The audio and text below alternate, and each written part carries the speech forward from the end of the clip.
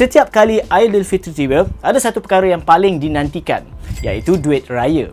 Budaya memberi duit raya ini bukan sekadar tradisi di Malaysia, tapi juga fenomena di Indonesia. Di UAE, mereka lebih suka berkumpul dalam keluarga besar. Manakala kanak-kanak di Turki pula diraikan dengan festival makanan dan manisan. Tapi dekat negara kita, kalau tak dapat duit raya, rasa macam kurang lah raya kan?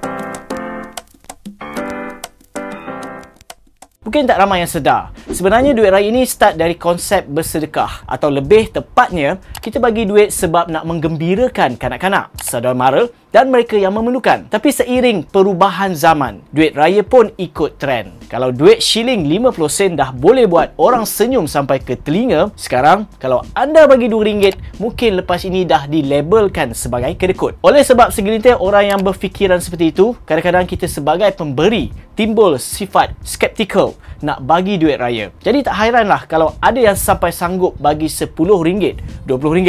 Malah ada yang sampai letak bajet lebih RM1000 untuk duit raya. Persoalannya, duit raya ini sebenarnya tradisi atau sekadar komitmen yang setiap tahun jadi beban untuk kita. Duit raya jadi beban bila kita tak faham 3 perkara penting ini. Yang pertama, tak set bajet daripada awal. Tetapkan bajet adalah paling penting, asas yang wajib kita buat untuk urus kewangan dengan bijak. Jangan main ikut perasaan ataupun ikut orang. Paling penting, ikut kemampuan. Contohnya, kalau bajet duit raya RM600 tahun ini, pecahkan ikut keperluan. RM100 untuk mak ayah, RM20 untuk adik-beradik, RM10 untuk anak saudara, RM5 untuk keluarga terdekat dan RM2 untuk anak jiran. Kalau kurang daripada itu pun tak apa. Yang penting jangan sampai membebankan diri sendiri. Bila shopping raya pula, jangan overspend. Kena pandai bezakan antara kehendak dan keperluan. Kalau baju tahun lepas masih okey lagi untuk dipakai, kenapa nak beli baru kan? Jangan nak impress orang lepas raya dalam akaun bank tinggal RM100 je.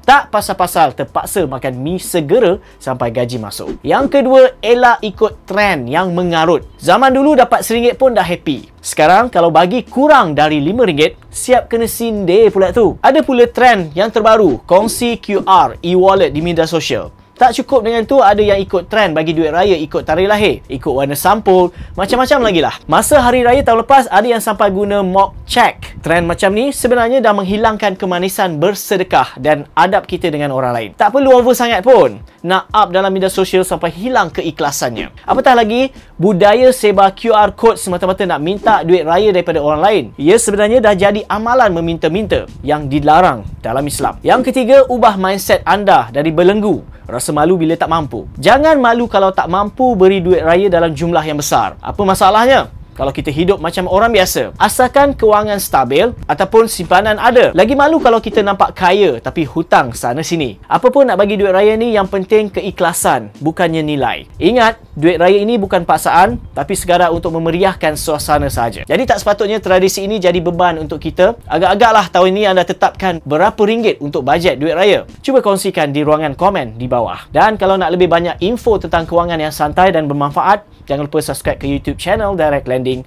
pakar pinjaman anda. Kita jumpa lagi dalam perkongsian seterusnya. Bye.